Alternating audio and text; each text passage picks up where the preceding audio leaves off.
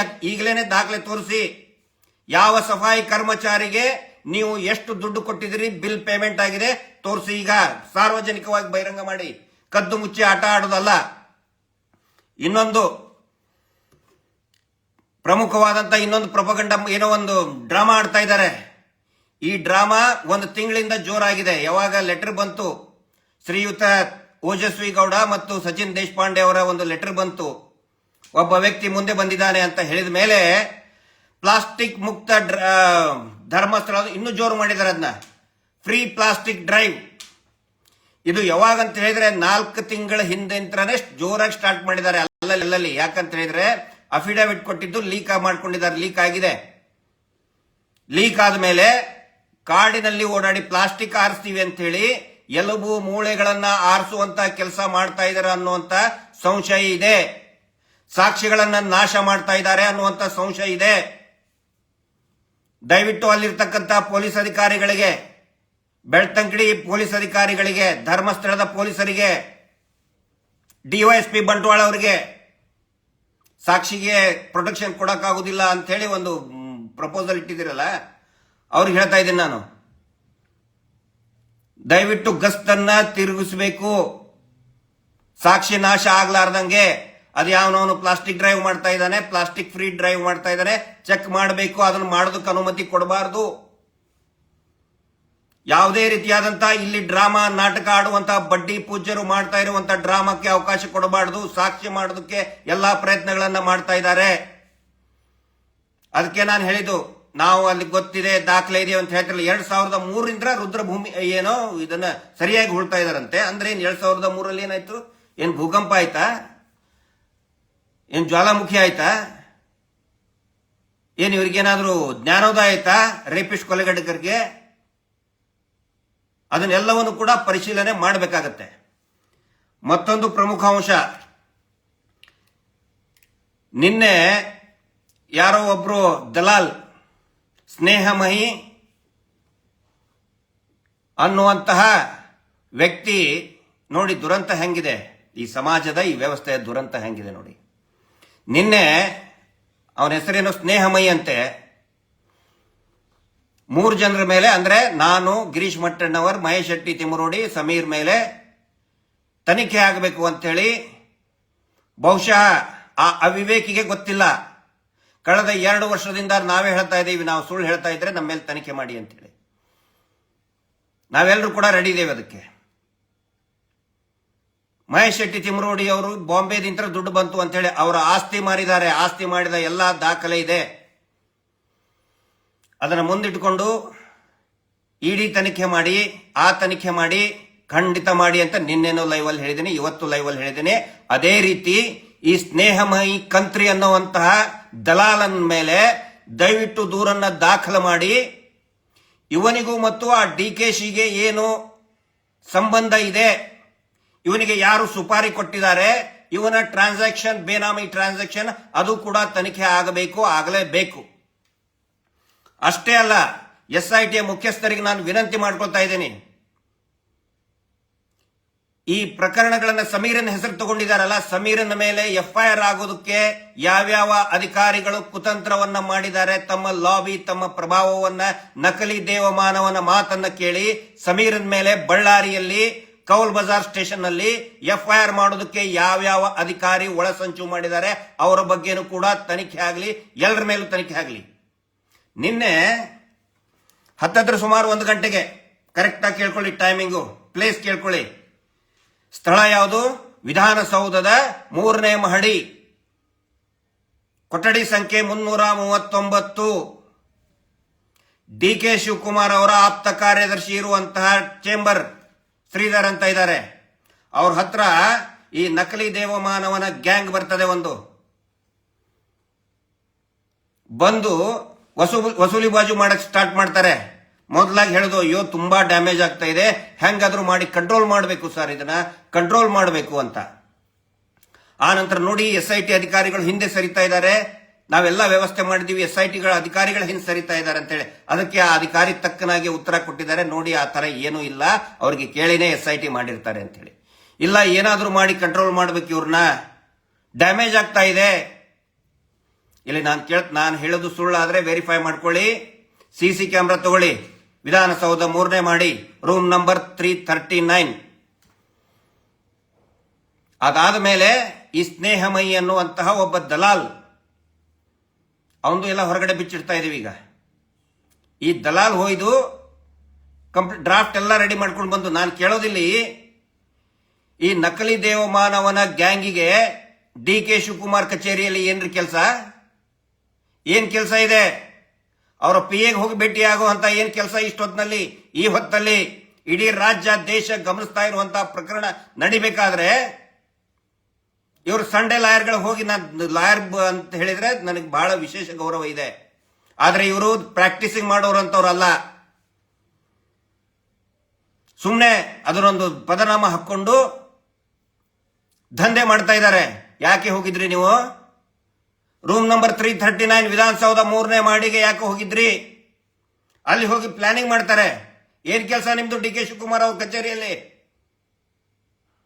ಅವ್ರಾದ್ಮೇಲೆ ಇಲ್ಲಿ ದಕ್ಷಿಣ ಕನ್ನಡ ಜಿಲ್ಲೆ SP ಅವ್ರಿಗೆ ಹೋಗಿ ಕಂಪ್ಲೇಂಟ್ ಕೊಡ್ತಾರೆ. ಕೊಡ್ಲಿ, ಕಾನೂನುಬದ್ಧವಾಗಿ ಎಲ್ಲವೂ ಕೂಡ ತನಿಖೆ ಆಗಲಿ.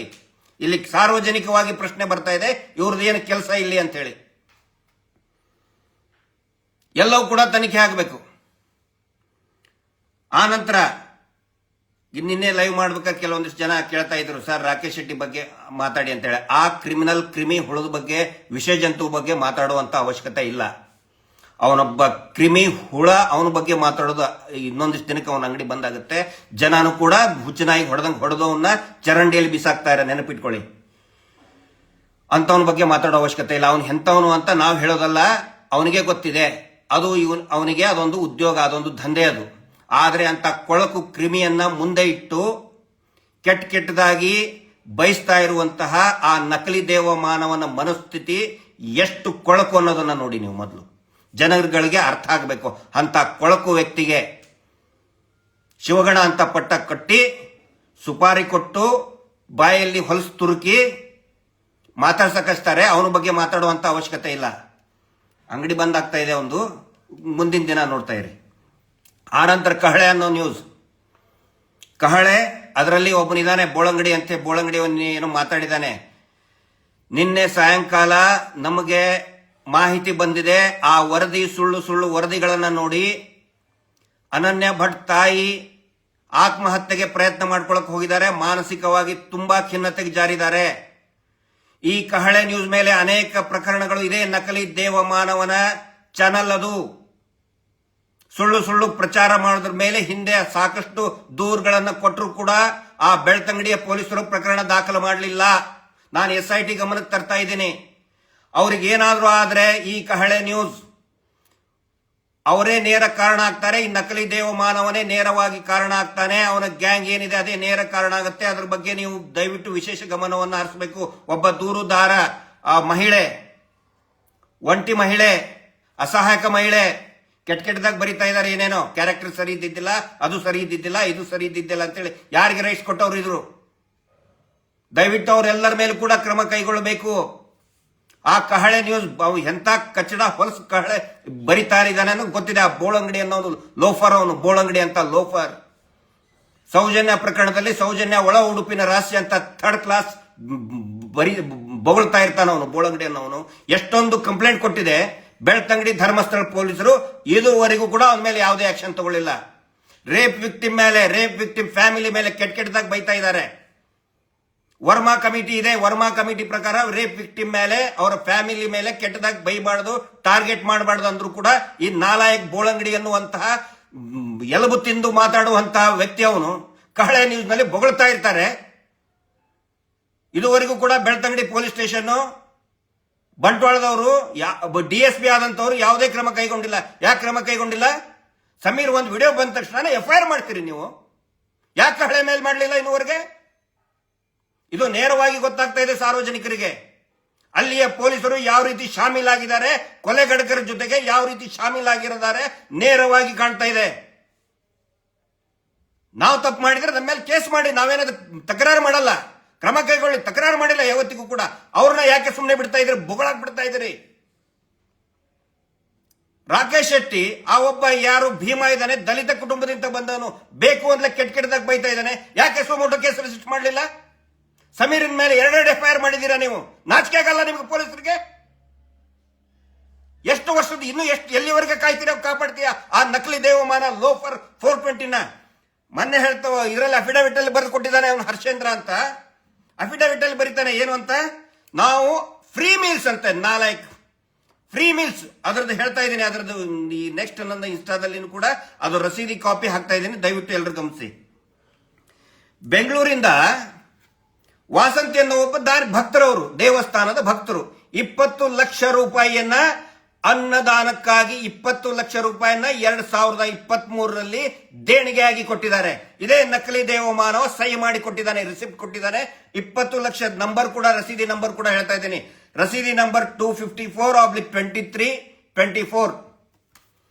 20 ಲಕ್ಷ ರೂಪಾಯಿ ಕೊಟ್ಟಿದ್ದಾರೆ ಪಾಪ ದಾನಿಗಳು ಅನ್ನದಾನಕ್ಕೆ ಅಂತ ಹೇಳಿ. ಇವ್ರು ಕೊಟ್ನ? ಹರ್ಷೇಂದ್ರ ಕೊಟ್ಟಿದಾನ? ಯಾರು ಕೊಟ್ಟರು ದುಡ್ಡು? ಅದಕ್ಕೆ ಲಕ್ಷಾಂತರ ದಾನಿಗಳು, ಭಕ್ತರು ಕೊಡ್ತಾ ಇದ್ದಾರೆ ದುಡ್ಡನ್ನ. ಆ ದುಡ್ಡಲ್ಲಿ ಇವರು ಅನ್ನದಾಸೋಹ ಅಂತ ಮಾಡಿ ಅದನ್ನು ಮತ್ತೆ ಇವರ ಮೇಲೆ ನೋಡಿ. ಒಂದು ತುಂಬಾ ಸರಳ ಪ್ರಶ್ನೆ ಕೇಳ್ತಾ ಇದ್ದೀನಿ. ಹೂತಿಟ್ಟ ಶವಗಳ ಬಗ್ಗೆ 350 ಟಿವಿ ಚಾನೆಲ್ಗಳು ಪ್ರಸಾರ ಮಾಡಬಾರದು ಅಂತ ಹೇಳಿ ಇವರು ಕೊಡ್ತಾ ಇರುವಂತ ಕಾರಣ ಏನಂದ್ರೆ, ನಾವು ಫ್ರೀ ಮೀಲ್ಸ್, ಪುಕ್ಕಟೆ ಊಟ ಕೊಡ್ತೀವಿ ಅಂತ ಹೇಳ್ತಾ ಇದ್ದಾರೆ. ಈ ಹೂತಿಟ್ಟ ಶವಕ್ಕೂ ಕೂಡ ಇಲ್ಲಿ ಇವರು ಫ್ರೀ ಮೀಲ್ಸ್ಗೆ ಇವ್ರ ದರಿದ್ರ ಇವ್ರು ಹೇಳ್ತಾ ಇದ್ದಾರಲ್ಲ, ಯಾಕ್ರಿ ಜಾಯಿನ್ ಮಾಡ್ತಾ ಇದ್ದೀರಿ ಇದನ್ನ? ನೀವು ಫ್ರೀ ಮೀಲ್ಸ್ ಕೊಟ್ಬಿಟ್ರೆ ನಿಮ್ಗೆ ಲೈಸೆನ್ಸ್ ಕೊಡ್ತಾರ ಹೆಣ ಹೂತ್ ಹಾಕ್ಸೋದಕ್ಕೆ? ಅದನ್ನ ಇಲ್ಲಿ ಯಾಕೆ ತಗೊಂಡು ಬರ್ತಾ ಇದ್ದೀರಾ? ಮತ್ತೆ ಅದು ಪ್ರತಿಯೊಂದನ್ನು ಕೂಡ ಅಕ್ಕಿ, ಬೇಳೆ, ಬೆಲ್ಲ, ತರಕಾರಿ ಪ್ರತಿಯೊಂದನ್ನು ಕೂಡ ದಾನಿಗಳೇ ಕೊಡೋದು. ದೇವಸ್ಥಾನಕ್ಕೆ, ಶ್ರೀ ಮಂಜುನಾಥ ಸ್ವಾಮಿಯ ಪವಿತ್ರ ದೇವಸ್ಥಾನಕ್ಕೆ ಕೊಡ್ತಾ ಇದ್ದಾರೆ. ಅದರಿಂದ ನೀವು ಮಾಡ್ತಾ ಇದ್ದೀರಿ ಅದನ್ನೆಲ್ಲ. ಕೋಟ್ಯಾಂತರ ರೂಪಾಯಿ ವರ್ಷಕ್ಕೆ 450 ಕೋಟಿ ರೂಪಾಯಿ ಹುಂಡಿಯಲ್ಲಿ ಬರ್ತಾ ಇದ್ದಾರೆ. ಒಬ್ಬ ದಾನಿಗಳು 20 ಲಕ್ಷ ರೂಪಾಯಿ ಕೊಟ್ಟಿದ್ದಾರೆ ಅನ್ನ ಸಂತರ್ಪಣೆಗೋಸ್ಕರ. ಅನ್ನ ಸಂತರ್ಪಣೆಗಂತ ಅವ್ರು ಕೊಡ್ತಾರೆ. ಇವನು ಬಿಟ್ಟಿ ಹೇಳ್ತಾನೆ, ಇವನು ಹರ್ಷೇಂದ್ರ ಲೋಫರ್ ಹೇಳ್ತಾನೆ, ನಾನು ಫ್ರೀ ಮೀಸ್ ಕೊಡ್ತೀನಿ ಅಂತೇಳಿ. ನೀನು ಬಿಟ್ಟಿ ಕೊಡ್ತಾ ತಿಂತಾ ಇರೋದು. ರಸೀದಿ ನಂಬರ್ ಬರ್ಕೋ ಹರ್ಷೇಂದ್ರ, ನಾಲಾಯಕ್ ಬರ್ಕೋ. 254/23/24 ದಾನಿಗಳು 20 ಲಕ್ಷ ಕೊಟ್ಟಿದ್ದಾರೆ. ನೀನೇನ್ ಹೇಳ್ತಾ ಇದೀಯಾ? ನೀವು ಮಾಡಿದ ಕೊಲೆ, ಅತ್ಯಾಚಾರಗಳಿಂದ ಪಾರಾಗೋದಕ್ಕೆ ಅಫಿಡವಿಟ್ ಕೊಡ್ತೀರಾ ಕೋರ್ಟಿಗೆ? ಬಕ್ವಾಸ್ ಅಫಿಡವಿಟ್ ಕೊಡ್ತೀರಾ ನೀವು? ನಾವು ಫ್ರೀ ಮೀಲ್ಸ್ ಕೊಡ್ತೀವಿ ಅಂತೇಳಿ. ನಾಚಿಕೆ ಆಗಬೇಕು. ದಯವಿಟ್ಟು ಪ್ರತಿಯೊಂದನ್ನು ಕೂಡ ಪರಿಶೀಲನೆ ಮಾಡಬೇಕು ಅಂತ ನಾನು ವಿನಂತಿ ಮಾಡ್ಕೊತಾ ಇದ್ದೇನೆ. ಆನಂತರ ಈ ಫೇಕ್ ಪ್ರೊಪಗಂಡ ಏನೇನು ಮಾಡ್ತಾ ಇದ್ದಾರೆ, ನಾವು ನಮ್ಮ ಹತ್ರ ದಾಖಲೆ ಇದೆ. ಈ ನಾನು ಒನ್ಸ್ ಅಗೇನ್ ಕೊನೆಯದಾಗಿ ರಿಪೀಟ್ ಮಾಡ್ತಾ ಇದ್ದೀನಿ, ವಿದಿನ್ 24 hours ನೀವು ಆ ಜಾಗೆಯನ್ನ ತೋರಿಸಬೇಕು. ಎಲ್ಲೆಲ್ಲಿ ಮಾರ್ಕ್ ಮಾಡಿದಿರ ಹೂತಂತ ಹೆಣಗಳನ್ನ ನೀವು ತೋರಿಸಲೇಬೇಕು. ಇಲ್ಲ ಅಂತ ಹೇಳಿದ್ರೆ ಈಗಾಗಲೇ ಪ್ರೂವ್ ಮಾಡ್ಕೊಂಡು ಬಿಟ್ಟಿದ್ದೀರಾ. ಈ 350 ಜನರ ಮೇಲೆ ಕೇಸ್ ಹಾಕಿ ಪ್ರಸಾರ ಮಾಡಬಾರ್ದು ಅಂತ ಕನ್ಫರ್ಮ್ ಆಗಿಬಿಟ್ಟಿದೆ. ನೀವೇ ಮಾಡಿದ್ದು, ನಿಮ್ಮ ಗ್ಯಾಂಗೇ ಮಾಡಿದ್ದು ಅಂತ ಹೇಳಿ.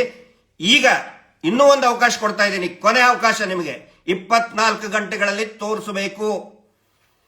ಎಲ್ಲೆಲ್ಲಿ ನಮ್ಮ ಹತ್ರ ದಾಖಲೆ ಇದೆ, ದಾಖಲೆ ಅಂತ ಏನೇನೋ ಕಳಿಸ್ತಾ ಇದ್ದೀರಲ್ಲ, ಎಲ್ಲೆಲ್ಲಿ ಇದು ಏನೋ ರುದ್ರಭೂಮಿ 23ರಲ್ಲಿ ಆಯ್ತಂತೆ, 2003ರಲ್ಲಿ ಆಯ್ತಂತೆ. ಅದಕ್ಕಿಂತ ಮುಂಚೆ ನಾವು ಅಲ್ಲೆಲ್ಲಿ ಹೂತಾಕ್ತಿದ್ರು ಅಂತ ಹೇಳಿ ಅದಕ್ಕೆ ಸಂಬಂಧಪಟ್ಟಂತ forest department, revenue department, police department ಕೂಡ ಉತ್ತರ ಕೊಡಬೇಕೀಗ. ಬೆಳ್ತಂಗಡಿ ಪೊಲೀಸರು ಉತ್ತರ ಕೊಡಬೇಕು. ಎಲ್ಲೆಲ್ಲಿ ಹೂತ್ ಹಾಕಿ ಹೌದು UDR ಸ್ವಾಮಿ ಅದು ನಾವು ಇಂತಲ್ಲಿ ಮಾರ್ಕ್ ಮಾಡಿದೀವಿ ಅಂತೇಳಿ ತೋರಿಸಬೇಕು. ಇಲ್ಲ ಅಂತ ಹೇಳಿದ್ರೆ ಇವ್ರು ಎಲ್ಲರನ್ನು ಕೂಡ ಅರೆಸ್ಟ್ ಮಾಡಬೇಕು. ಎಲ್ಲೆಲ್ಲಿ ಜಾಗ ಸಿಗ್ತದೆ ಆ ಜಾಗ ಯಾವ ಇಲಾಖೆಗೆ ಸಂಬಂಧಪಟ್ಟಿದ್ದು ಆ ಜಾಗ ಅಧಿಕಾರಿಗಳನ್ನ ಆ ವರ್ಷದಿಂದ ಇಲ್ಲಿವರೆಗೆ ಯಾರ್ಯಾರಿದ್ದಾರೆ ಎಲ್ಲರ ಮೇಲೂ ಕೂಡ ಎನ್ಕ್ವೈರಿ ಆಗಬೇಕು. ಪ್ರತಿಯೊಂದು ಕೂಡ ತನಿಖೆ ಆಗಲಿ ಅಂತ ಹೇಳ್ತಾ SIT ತಂಡಕ್ಕೆ ಶುಭಾಶಯವನ್ನು ಕೋರ್ತಾ ಅತ್ಯಂತ ಪ್ರಾಮಾಣಿಕವಾಗಿ, ಪಾರದರ್ಶಕವಾಗಿ ಆಗಲಿ ಅಂತ ಹೇಳ್ತಾ ಇವತ್ತಿನ ಈ ಲೈವ್ ಅನ್ನ ಮುಗಿಸ್ತಾ ಇದ್ದೀನಿ. Justice for Soujanya. ನಮಸ್ತೆ.